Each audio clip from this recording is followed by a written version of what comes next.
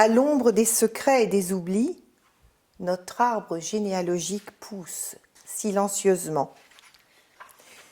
Judy, l'oncle d'Amérique. We live as long as we are remembered. 10 février 1992, Poker Flat, dans une ville fantôme de la Californie profonde, nichée au cœur du Gold County, aux confins du Nevada, Sophie, 98 ans, née à la mine Excelsior par un jour de grande tempête de neige, s'adresse à sa petite fille avant de mourir en paix.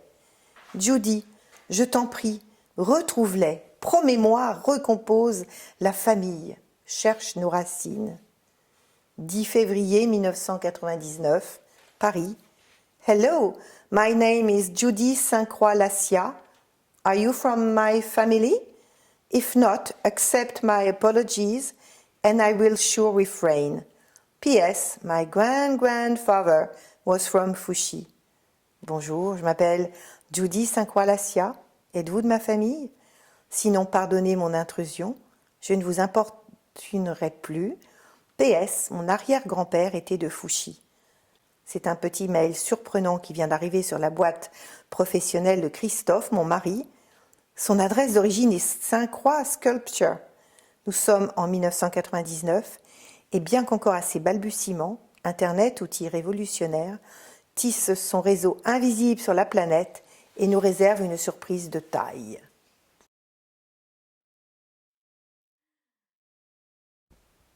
Mon mari m'appelle entre deux rendez-vous intrigué. Tu ne vas pas le croire. J'ai reçu au bureau un message assez incroyable des États-Unis. Va voir ta boîte mail, je te l'ai transféré. Ça doit être une blague. Mais de quoi est-ce que tu parles? C'est bizarre, mais une certaine Judy qui me demande si je suis de sa famille. Et le plus fou, c'est qu'elle mentionne le nom du village où a vécu mon grand-père.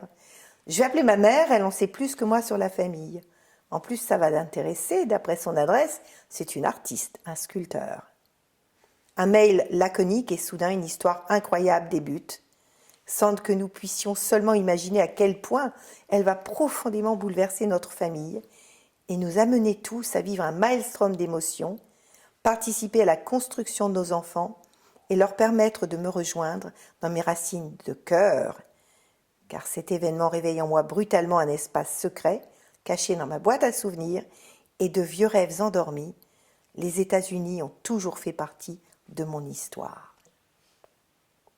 Comment on découvre que l'on a un grand-oncle, chercheur d'or, qui a fait fortune en Amérique, et qu'on le découvre un siècle et demi plus tard? Et comment on redécouvre 50 cousins, là-bas, qui nous cherchaient depuis des années, pourquoi on s'est perdu, comment on s'est retrouvé, comment on vit a posteriori toute cette retrouvailles et ce mythe absolument fantastique du grand-oncle, oui, chercheur d'or et trouveur d'or en plus.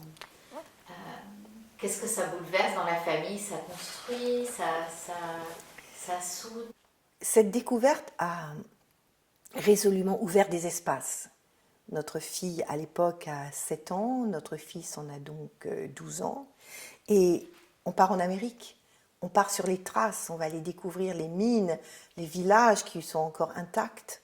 Donc ça a amené une ouverture sur le monde, une ouverture sur l'histoire des émigrants, puisque finalement l'émigration c'est aussi un problème actuel, mais comment ça se passe quand on émigre, quand on quitte tout, comment on se reconstruit? Ça a amené un désir de voyage très profond, qui a amené mes enfants à voyager beaucoup. Ma fille a vécu 6 ans au Québec, au Canada, notre fils en Australie, puis en Nouvelle-Zélande, maintenant il vit en Norvège.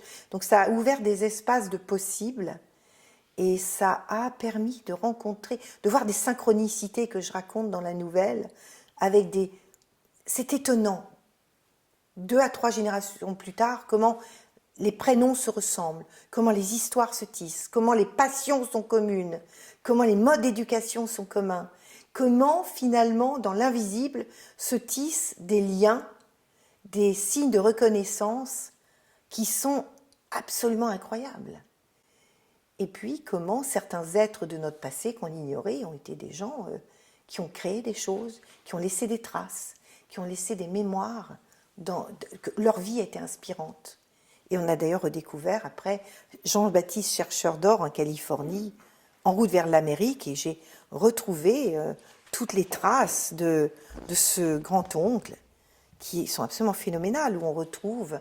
Donc ça a permis aussi de rencontrer une Amérique qu'on a tous. Moi, j'ai connu Zorro, par exemple, c'était un de mes films préférés, mes feuilletons préférés. Ben, on se retrouve en Californie à la même époque, avec les chercheurs d'or, avec tout ce qui se passe. Donc, ça permet de revisiter l'histoire au travers de sa propre histoire. C'est quand la petite histoire et la grande se rejoignent, ça devient assez étonnant.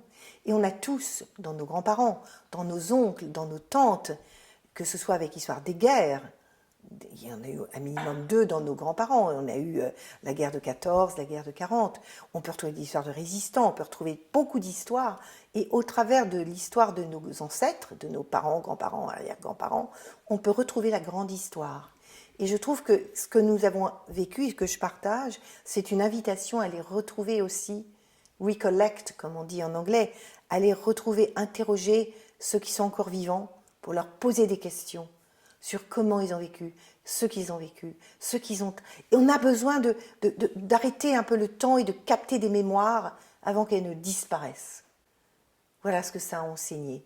Que nous ne venons pas de nulle part, qu'il y a des gens qui ont vécu avant nous, qui ont eu des grandes choses ou des petites, mais qu'elles sont signifiantes et qu'elles nous permettent de porter aussi notre propre histoire avec peut-être plus de densité, d'intérêt, de curiosité. Il faut avouer que ça ne s'invente pas. Jean-Baptiste Lassiage, chercheur d'or en Californie.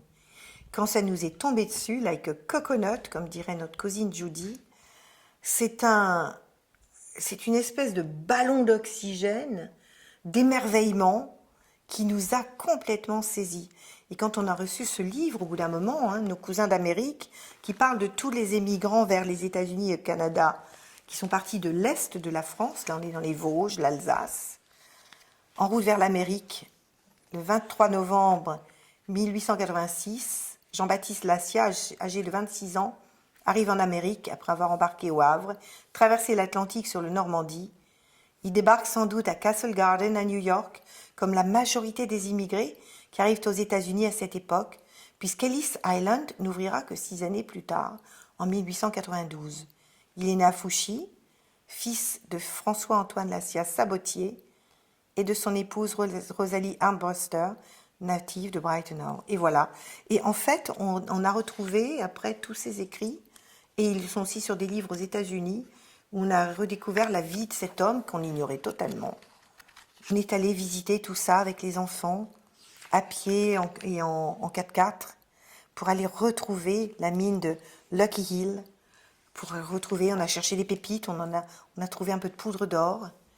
Et c'est tout ça, c'est ce périple que j'invite à redécouvrir dans la nouvelle pour visiter un monde qui n'existe plus, mais qui est quand même extrêmement présent dans notre imaginaire. Voilà, un homme hors du commun. Alors ça aussi, ça a permis à notre fils, à nos enfants, de s'asseoir dans une ressource. On a tous des hommes et des femmes ressources dans notre histoire, et aller les rencontrer et comprendre comment ils ont vécu, c'est une façon de dire je porte en moi, dans mes gènes, dans mes mémoires, dans l'invisible, quelque chose de puissant que je peux réactualiser. Donc c'est ça aussi que ça apporte, d'aller retrouver son histoire. C'est une des nouvelles du livre avec la fameuse pépite que Christophe porte, et là la rencontre où Christophe, là je suis là, Judy, qui est notre cousine, qui a permis tout cela, nos enfants, Guillaume et Marie, et puis tous les cousins américains. Pour conclure, ce livre inclassable, 21 histoires pour se relier à soi-même et à sa mission de vie, c'est une invitation à remonter le temps, votre propre temps, et à identifier dans votre histoire toutes les richesses, tous les moments qui ont construit ce que vous êtes. Sans l'écriture de ce livre, je ne serais pas la femme que je suis maintenant en conscience. Je pense que je serais passée à côté de beaucoup de mes propres richesses. Et j'invite vraiment les lecteurs à prendre des notes au fur et à mesure de ce qu'ils vont découvrir là, en faisant des parallèles avec leur propre histoire, les moments inattendus, les rencontres qui ont compté. Parce que nous sommes tous tissés de ces rencontres, de ces éblouissements, de ces moments incroyables, parfois douloureux, parfois savoureux, mais qui font qu'on est ce que l'on est aujourd'hui.